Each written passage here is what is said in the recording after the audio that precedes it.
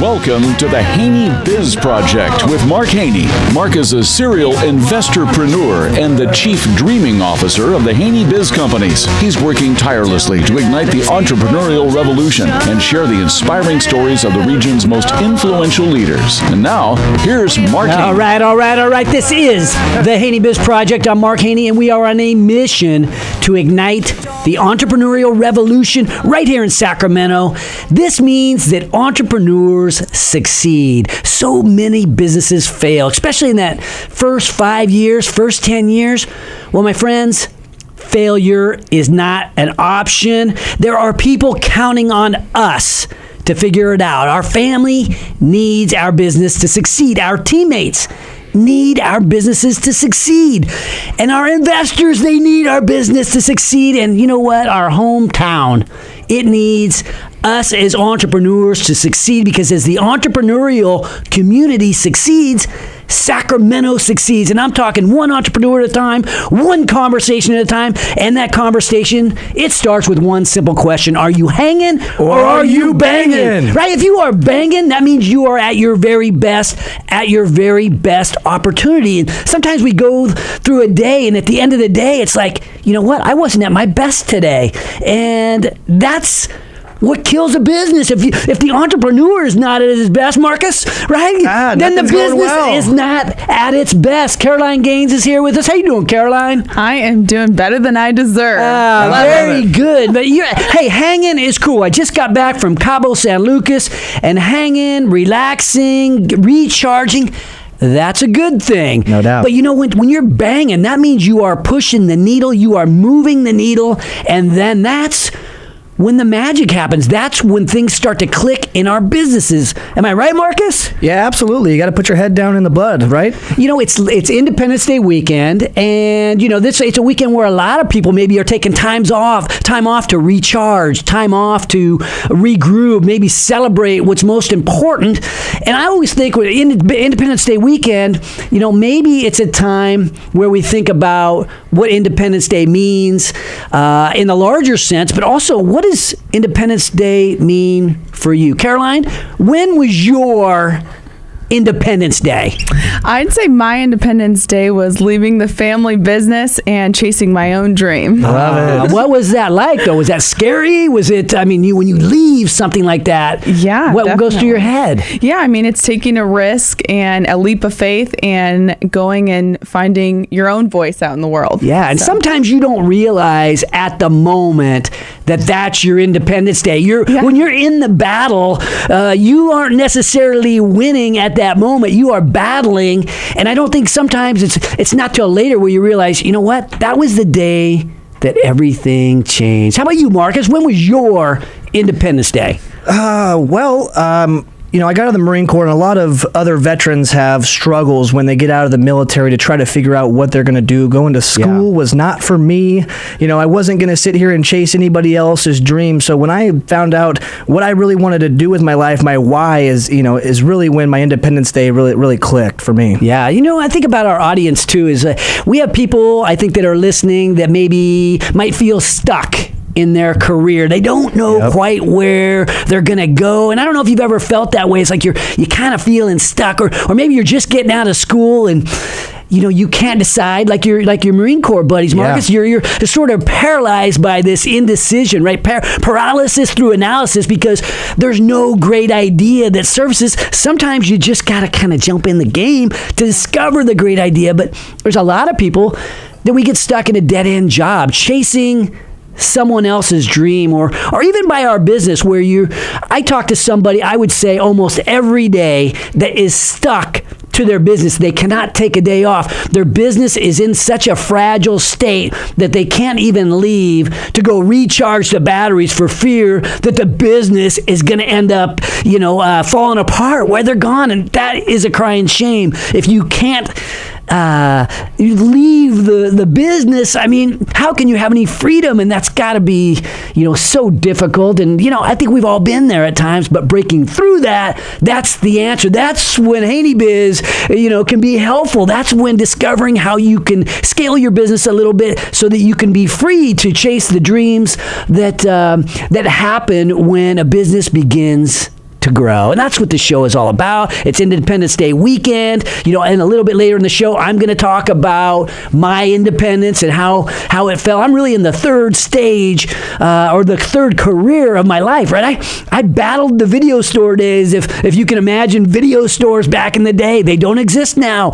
And the pivot to video security, that was a battle, and that battle was not easy, but at some point you end up realizing, that was the day that everything changed. That was the day that I was free. That was Independence Day for me. And there's no worse feeling than feeling powerless to change your circumstances. That you can't break away. You can't make the decision to win. So today is Independence Day weekend, and we are going to be talking to two men who know how to win. We all know the best way to learn is by lacing up the cleats, tightening up the chin strap, and getting in the game. But the second best way to learn is by talking one-on-one with folks that have actually been in the arena, whose face is marred with dust and sweat and blood. And coming up after the break, you are going to meet a man named Scott Moak. Scott is the public announcer for the beloved Sacramento Kings.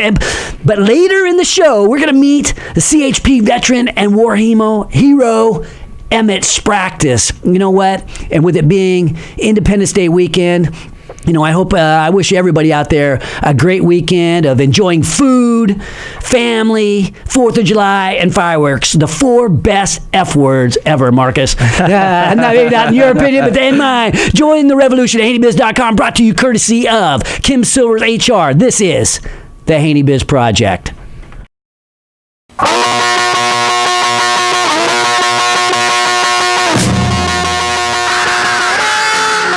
Now, back to the Haney Biz Project with host Mark Haney.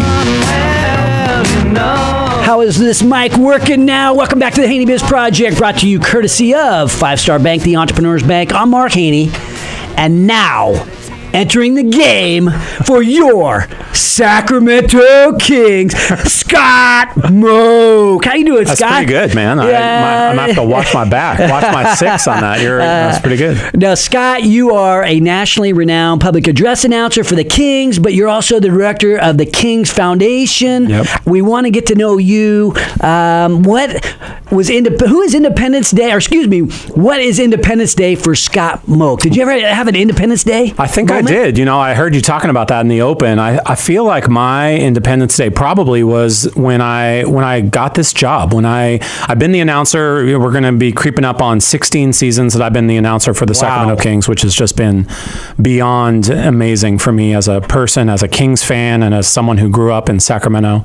But when I was able to land the job at being, like what you said, the executive director of the foundation and running all of our community impact initiatives and helping, the Kings be a good community steward. When I got that job, and so I married both a day job with the Kings and a night job with the Kings, that was probably my Independence Day. That was the day that I just felt like, man, this is what I wanted. This is what I was shooting for. I didn't know that necessarily, but it was a really special day. Well, you had been doing things in the charitable giving area all over Sacramento for years, and then being recruited to be the Kings executive director for the foundation. Tell us what that process looked like. Yeah, years ago. I mean, if we back way up as part of my announcer process in 2000, in the year 2000, they had an open tryout for the Kings job, for the Kings PA job, and I tried out along with 160 other schmucks that wanted to yell into a microphone like me, and they narrowed it down. I got into the final 4, and I got a call. And a couple weeks later, and they told me I didn't get the job, and it was brutal. I was still relatively young, and I swore it was mine to take, and out of 160, that's like American Idol, right? They've narrowed it all the way down to 4. And you did not get the and job. I didn't get it, and it was pretty devastating, I'll say. And I had to quickly regroup. I remember thinking like, all right, I can't let this knock me completely off the horse. Like I've got to figure out how to continue forward, and I did, and I kept, whether it was Sac State or other events that came to town, I would always stay involved and still kept announcing. Meanwhile, working like what you said, I've always worked in nonprofit social services mostly. That's my background. 18 or so years working in nonprofit. Got my master's in marriage and family therapy. So if I ask any of you how you're feeling at any given time, I apologize in advance for that. No problem. But we're going to need some advice on that a little later too, if you don't mind. My billable it's always rate, helpful. My billable rate is still pretty high. But yeah, so I continued on with that, with the day job part of helping people, helping this community while announcing at night. And then luckily 2 years later, good fortune, I get a call asking if I wanted to come back and almost do a little bit of a retryout, and it worked out to where they offered me the ability to be the full-time or ongoing public address announcer for the Kings, and that was in 2002, and I've been doing it ever since. Where were you doing the announcing prior to the Kings? I went to John F. Kennedy High School in South Sacramento. My dad was a teacher there, a coach there, and ultimately the athletic director there. And when I came back from Davis, which is where I went to undergrad, he needed some help at school at Kennedy. Yeah. So Your dad's a coach there. He was a coach. He was a coach and athletic director there at the time. So he asked if I would chip in and be his announcer. He basically didn't want to pay anyone. That was really the bottom line. So you're doing the announcing for high school. You bet. I did girls basketball. I did boys basketball. I did football. I mean, basically anything with a ball at that high school. I felt like I was announcing back then, and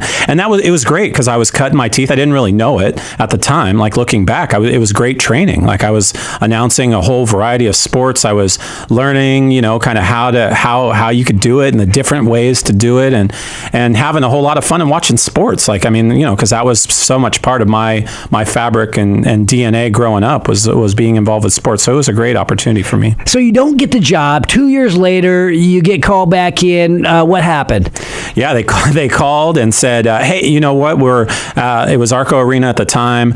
We're getting a new sound system put into the building, and it was a very exciting time. They were making a considerable investment into upgrading the sound system. So they called and asked if I would come in and test it out. Actually, just hey, we want to hear like an announcer, like someone yelling, in announcer test voice. Test the audio system. Yeah, highs and lows. System. You got to ring it out, as they say in the audio biz, right? So they wanted to hear how that would sound. So they call me in, and I get there, and all the employees and executives and a lot of people had come down into the bowl of an empty arena on a random, Tuesday or something, middle of the day, and they're just sitting in the seats, and the audio company that was installing and lifting all the speakers, they're there, and they're making all these tweaks, and a guy just hands me a microphone, and he's like, all right, like go ahead. Test it out. Test out the system. And I'm like, I don't know, what are you talking about? Like, so I literally just started walking around the bowl, and I knew enough people from my time,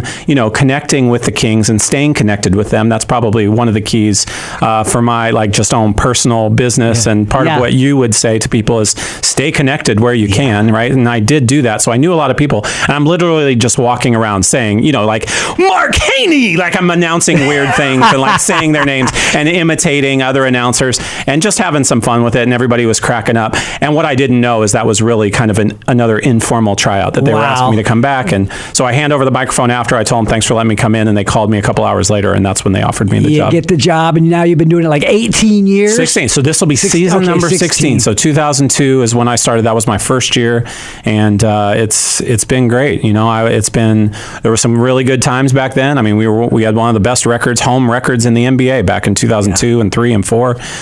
We hit some lean years, as you guys well know. Most Sacramentans know that we hit some tough times, but the fans have stuck with it ever since. Yeah. Obviously, we got into some really dark days with some of the relocation, stuff that was happening around the team potentially moving. But boy, we arrived 3 years ago, right? Yeah. We arrived, and everything worked out for the city and for fans and for me personally. It's been amazing to see what's happened. Yeah, despite the ups and downs, you have remained constant in your enthusiasm. I go to a lot of Kings games. I know you do. And you have remained. I see you. You have, every once in a while I sit in the front row. I get lucky enough to do that. But you have remained enthusiastic even at times when it's difficult to be enthusiastic. How do you do that? What's funny about that is being told about enthusiasm from a guy like you, I mean, give me a freaking break for a second. Like, come on. You wrote the manual.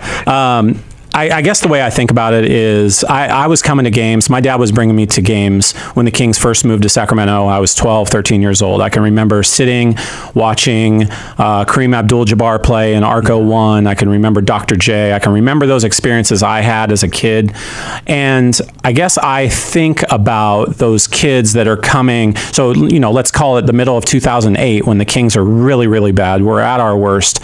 But there's a kid there somewhere. There's a 12-year-old boy that his dad brought him for the first time to a game. Yeah. And I just felt like it's my duty not to slough off on that kid. I don't want that kid to have a bad experience. It's his first game. The kid deserves to have a fun time, whether we win by 30 and it's a super exciting night, or, unfortunately we lose by 30. Either way, from the entertainment perspective, we always felt like we owed it to that kid and every other kid that comes for the first time to let him have as good of experience as we can, knowing that we can't control the outcome of the game on the entertainment side, but we can do our part, making them have a little bit of fun and maybe catching a free mini ball and enjoying a video or pulling a lion's tail. I don't know, but that's kind of what I use to keep that energy up. How did you develop your style? Because it's unique among people that do your job. For sure. You can hear it. I don't have necessarily that deep James Earl Jones. That's not my shtick. I've never had that. I wasn't blessed and born with that. I always just felt I use kind of this, as you can relate, I yell a lot more than what people probably are used to in basketball environments, but it's a game I feel like that actually caters to that a little bit. You can have a little bit more excitement. I also tend to be less formal. You go into some arenas around the country, whether it's baseball, football, or basketball, and it feels very formal and regimented in terms of what the announcers sound like and say. And I don't do that. I feel there's times where I'm having more of a conversation with Ted Gaines in section 109 or something like that, right? Fan or whatever, right? Just a fan where we're talking. He's on the big screen and I'm watching him, and I can talk to him like a normal guy. That's how I go about it. You relate to the fans. Well, the fans at Arco and Golden One. We have the best fans in the NBA, and I think we have the best announcer in the NBA. So you guys, we sort of are doing this together, and makes me think about keeping the Kings here. Yeah, there have been some ups and downs, but one of the best things that happened to Sacramento and especially for entrepreneurship is the fact that we found a way to keep the Kings. It really was a full city effort. Obviously, there were leaders all the way at the top. Vivek Ranadive, obviously our owner, who stepped up in a unimaginable way and saved the city and made that investment to keep the Kings in Sacramento. The mayor at the time, all the city council, Darryl Steinberg, who was a unsung hero in all of this in terms of what he did in the state capitol to change some things, had some friends that also chipped in big ways on both sides of the aisle and made some really big decisions to help make it possible to get that arena done and keep the team in Sacramento. It really took a lot of people, a lot of social capital, a lot of real capital, and it did. It ultimately allowed us to springboard into what is a very healthy and vibrant Sacramento business community. People, I just came from downtown, literally just came from Golden One Center, right around the area, and it's packed. People walking around, eating lunch outside, and that's just different. We never could have imagined. Some people you probably could have imagined, but I don't think everyone thought that that's what could happen. Yeah, you don't have to be a basketball fan to appreciate what keeping the Kings means to the confidence for us business people, thinking about what are we going to do with our business. Some people are thinking about leaving Sacramento. We're leaving California. Keeping the Kings here makes us all want to build around what you're doing. That's right. It's the rising tide, right? You want to where we're helping in the core with the downtown core. We know that that's going to extend out up into the periphery of Sacramento, into all the other communities, and help, whether it's business, helping other people be more successful than what they already are. I mean, we're seeing it already. We see these businesses springing up downtown. It's super exciting to watch it happen too. These announcements of these businesses and restaurants and bars and different places coming in to the fold. It's such a fun time in Sacramento. Fun time in Sacramento. We're going to have to take a break. When we come back, we're going to talk a little bit more with Scott about the Kings Foundation and about hometown patriotism and about the Sacramento Kings. Join the revolution at HaneyBiz.com, courtesy of DCA Capital. This is the Haney Biz Project.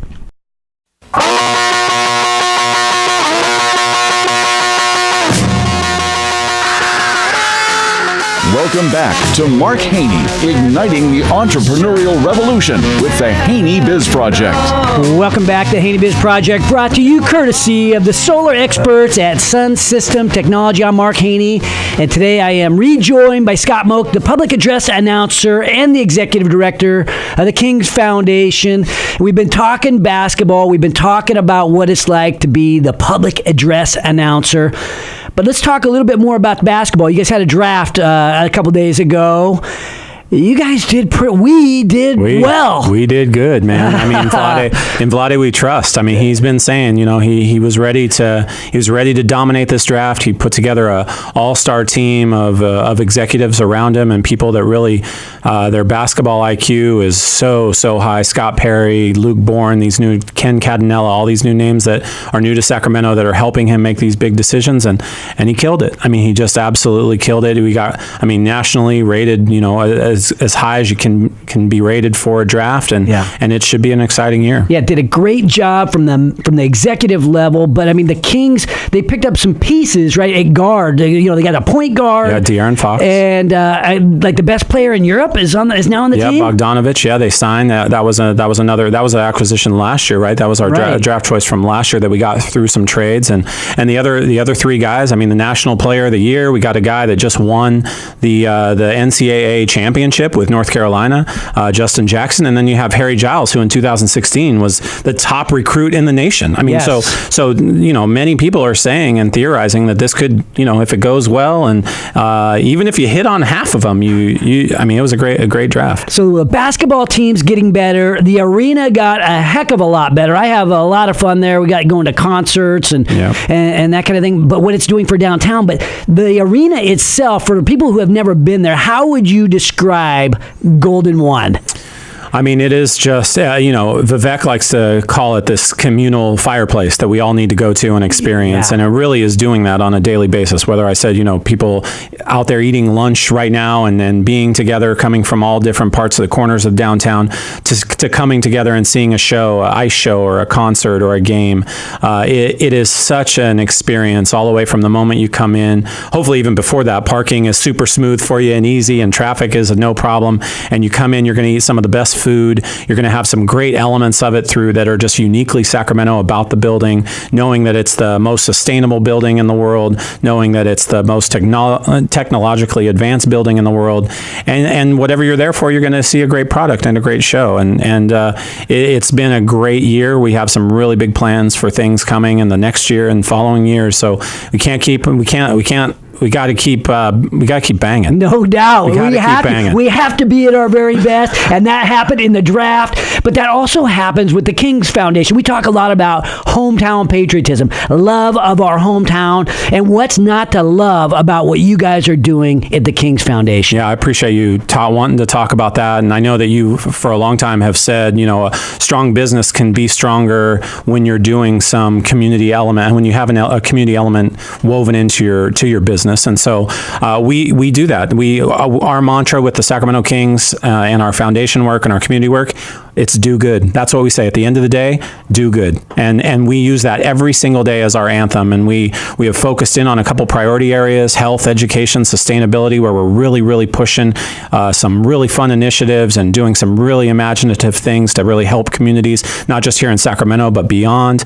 And we're making some great impacts. It's been a really fun ride to see how we can use basketball to improve people's lives. You're making an impact on our young people too, aren't you? That's the goal. I mean, whether it's through kids participating in our Junior Kings program, which is now just booming, getting more basketballs in more kids' hands than ever before, which obviously is great, not just for fan support, future fan support, and making kids, getting them possibly involved in sports, but getting them healthier, getting them around other kids, and teaching them other lessons through the game of basketball. That's certainly one way. We've got lots of different projects that we're doing in schools and partnering with small little organizations called UNICEF, and so it's a really exciting time. We've done a lot so far, and we're excited to do a lot more. Well, you think about, you played sports, your dad was a high school coach, right. and the things that we learn out there on the court or on the football field or the baseball field, these are things that in many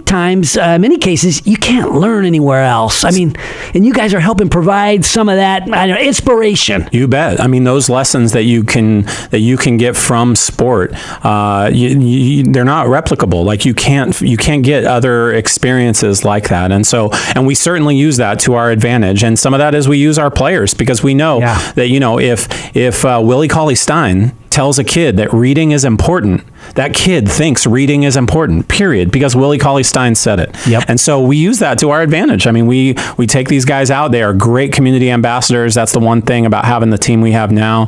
These guys are totally dedicated. They're all in on doing good. They know it makes them feel great. They know what they came from and how they got some help in their lives at some point. And so it's been a dream come true to be able to help Sacramento in this way, and using the Kings to do that. Scott Moak of the Sacramento Kings, we are so happy that you persevered and found a way to come back and get the job as the PA announcer. But you know what? We're happy that you and the group of Kings that kept Sacramento's beloved basketball team here at home. We are so appreciative, and on behalf of Sacramento, I want to thank you, Scott, for what you do in our community and what Sacramento Kings basketball does for the entire region. Well, I thank you for that. I'll kick back the love your way. I mean, without passionate fans, without enthusiasts of Sacramento, and people that are willing to hoist Sacramento up to the plateau that we know it can be. I mean, there's been a lot of people who have felt for a long time that Sacramento could be great. You're one of those guys. This is a way that we can kick it there, right? We can catapult it to the level of city that we know it can be. And so thanks to you for being a fan, for being an ambassador, and for having for banging, Mark. Yeah, banging, I love it, and I appreciate you coming on the show, Scott. When we return, we're going to meet Emmett Spractis, true war hero, and a hero here at home as well. Join the revolution at HaneyBiz.com, courtesy of Ethan Conrad Properties. This is the Haney Biz Project.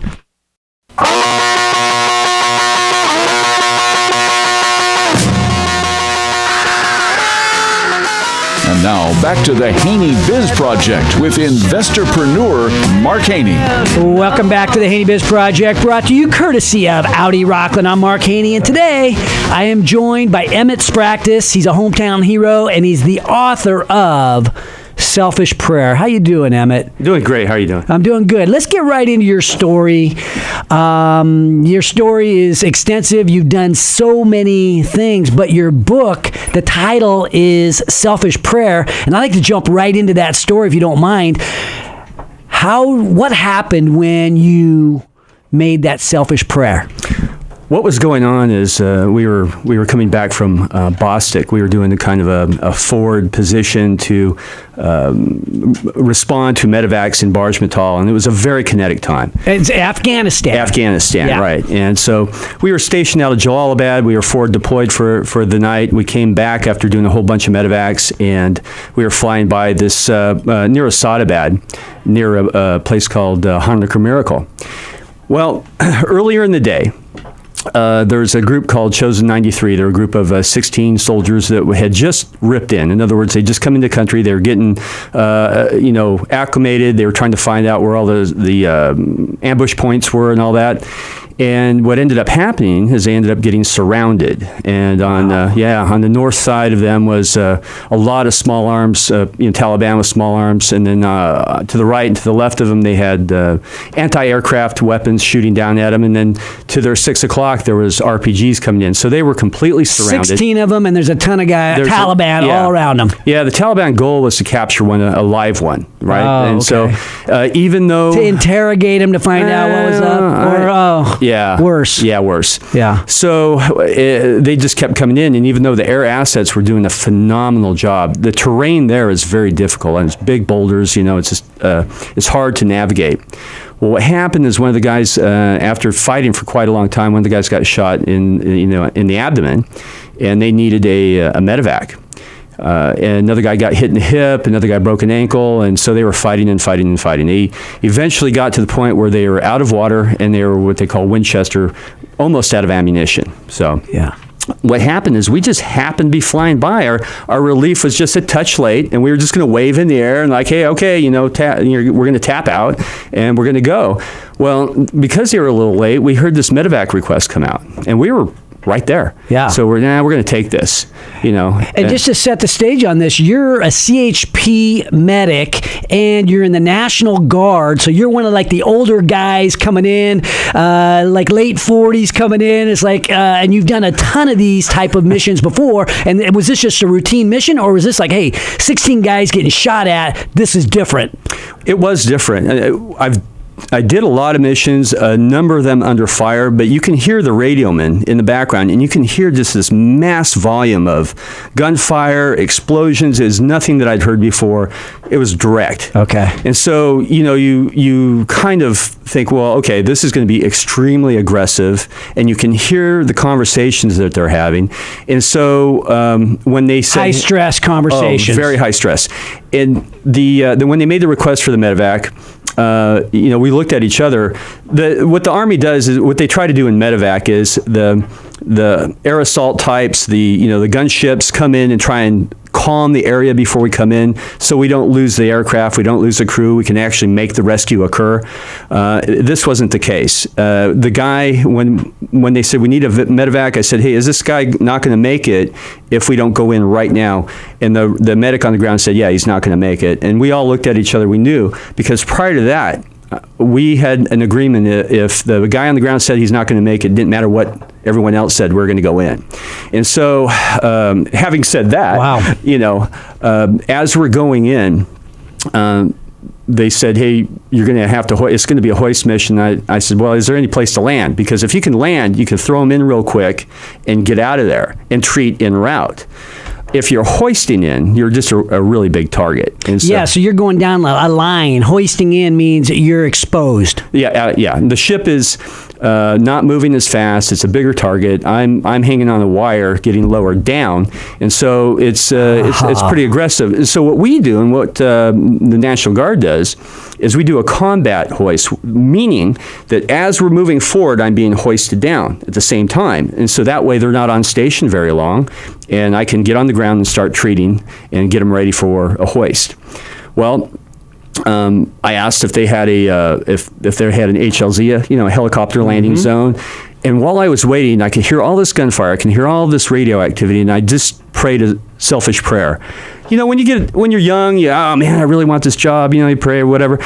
As you get older, you think more about your friends, your family, your coworkers, people that you care about, and you don't do these selfish prayers so much. Yeah. You just take responsibility, and so this was the first time in a very long time. You said a prayer for me. yourself. Oh man. So it was very selfish. I was like, oh please God, let there be a HLZ, because I don't want to get a helicopter landing zone, because I don't want to get hoisted through this mess. I mean, it was just insane. And so the radioman came back. He says, there's no place for you to land. It's not going to happen. He didn't say all that, but there's no place to land. And so I remember Brandon Erdman, who was the pilot. Scott St. Aubin was there as the other pilot, and of course, Gifford was the crew chief. We all kind of looked at each other, and Erdman said, well, Emmett, I'm like, inside, I was like, oh, no way. I was afraid, just being honest. And then, but I said, yeah, let's do this. Because I knew the guys down there were my son's age. Yeah. And they were under fire, and they were injured, and one guy was dying, and it was just a big mess. And I thought, how could I look in a parent's eye and say I was too afraid to go? How could I look at my coworkers back at home, or look at my medevac guys and gals and say, hey, I just couldn't. I couldn't do it. At the time, you're like almost 50. Yeah. You're an athlete for 50. I mean, you're in great. You're older now, but you're a good athlete. But still, you're dropping down there. I mean, this is an athletic maneuver to jump down into a war zone like that. Okay, so what happened is you're going down, and then what happened when you got to the ground? Well, so what happened is I hooked up. I got all my gear ready. I got my rifle ready. I've got it at the ready. I disconnect my cable so I don't have to talk. Gifford and I can't talk anymore. And so I look at him like, oh man, this is the last thing someone might hear from me. So I yell at Gifford. I said, tell my family I love them. And he looked at me and he kind of had this really awkward expression on his face. He goes, you love me? And I go, no, tell my family. He said, I can't hear you. I'm like, So I point my rifle down, I give them the signal, and they start hoisting me down. I'm like, okay, So there I'm making bargains with God now, which I haven't done in a long time since I was a kid. Yeah. I'm like, okay, no headshots, all right? Because I want to be a part of the rescue. I don't want to be a part of the effort. You're hoping for one in the leg or something. Yeah, I'm like, hey, if I get clipped in the leg, maybe the right lower leg. I never liked that toe. I'm sorry for laughing, but that's like, wow. Yeah, and so at a certain point, I realized a kind of a calmness came over me. It's like, for the first time in my professional career, having been a professional risk taker, can I make it? Can I not make it? And knowing where the line was, the first time in my life that it was out of my hands. I was connected to a cable. I was being hoisted down in the middle of this massive firefight. Bullets are, everything is going off. Everything is exploding. I think, well, it's going to be what it's going to be. And I look down and I see these guys down there, and I'm like, okay, I'm going to make it. I'm going to make it. I'm going to do it. And the cable stops. And I'm dangling. Oh. I'm there and I'm thinking, all right, God, what's going on here? What's happening? And so after about 10 seconds, I, in a very professional, very calm voice, I dropped a couple bombs there, F-bombs there, and they lowered me down. I hit the ground really hard. I still feel it to this day a little bit. Unhooked, and there's a couple guys that were standing up. Everyone else was really packed into the rocks because all the firefight going on, but a couple guys stood up like they were at a rock concert and goes, oh, that was bad, I'm like, get out. Yeah, get down. Yeah. So I could see like immediately that, how someone loses the kind of the momentum and they're kind of withdrawn and they're kind of resolved to their circumstances. Yeah. And most of those men there had been fighting quite a while. And you could see that, I don't know. They were tired. Yeah, they were tired. It almost looked like they kind of lost hope. I don't know. I just read. It was really, it was tough. So now I have to be the solution to the problem. Yeah. And inside I have all this turmoil going on. I'm glad I made it to the ground. And then what ends up happening is I look at them and I'm like, you know what? A while ago, when I'd been in a couple little, under fire and a couple rescues that we had done. The Highway Patrol, and I'm just going to have to kind of go a little break here. We only have like 1 minute left. Oh, no. Yeah, so we run out of time here on AM radio. This is it. All right. So let's summarize it in the next 60 seconds. And okay. sorry to do that. No. So the Highway Patrol had given me a flag to take to Afghanistan. I was going to return it, and they said, no, Emmett, you return it. We want you to do it. And it gave me hope. And so when I hit the ground and I'm working on this soldier that's severely injured, I see these guys are withdrawn, and I said, hey, as I'm working, I'm saying, hey, anyone want a job in California in the Highway Patrol? Just contact the academy. Everyone knows my name. You're recruited for the CHP while you're doing a rescue. Right. But all of a sudden, these guys started coming to life. I said, you watch over there. And they got involved. They didn't think about right now. They thought about their future. They thought about the next day. They thought about after this and after the deployment in their civilian life. And all of a sudden, they had something to look forward to, and they just came to life. It was awesome. They had hope. They had hope. Emmett, I'm sorry to cut you off, man. It's such a cool story. It's Selfish Prayer, and you know what? It's Independence Day weekend, and so many of us, we just can't have any feeling in our heart other than thank you for what you did that day, what you did like 200 other times. But you know what? A lot of you guys do while the rest of us are back here at home trying to, asking ourselves the question, what can I do? But on that day, you gave some young men some hope, and I know you guys came back, and you're here to tell us about it. So I look forward to hanging out with you hopefully soon. I know we're having a big event. Caroline, aren't we having an event? We're inviting Emmett out to it. Taste for a Cause. Do we have your mic on, Caroline? Yes, we do. We have Taste for a Cause coming up on August 19th. Nice. Randy Peters. It's going to be a great event. So you get to hang out with Emmett, hopefully. You get more Mark Haney if you want me. Obviously, you can get me on social media. You can go to our offices in Rockland. And we got to thank our sponsors, too. Don't we, Caroline? Yes, we do. Thank you so much. Special thank you to James Beckwith and 5 Star Bank, the Entrepreneurs Bank, our neighbor Luke Smith at Audi Rockland, Murad and Derek and the solar experts at Sun System Technology, and John O'Bronson with Hub International. Yes, ma'am. And when we return, we're going to share our takeaways and our closing thoughts. But I want to thank you, Emmett. I also want to thank Scott. And next week, we're going to have Dr. Grover Lee of Wise Villa. Ryan Graham's going to join us of Track 7 Brewery. And we're going to have a special appearance by one of our local House of Representative members, Mr. Tom McClintock. Going to be an all-star show. Join the revolution at HaneyBiz.com, courtesy of the Entrepreneurs Organization. This is the Haney Biz Project.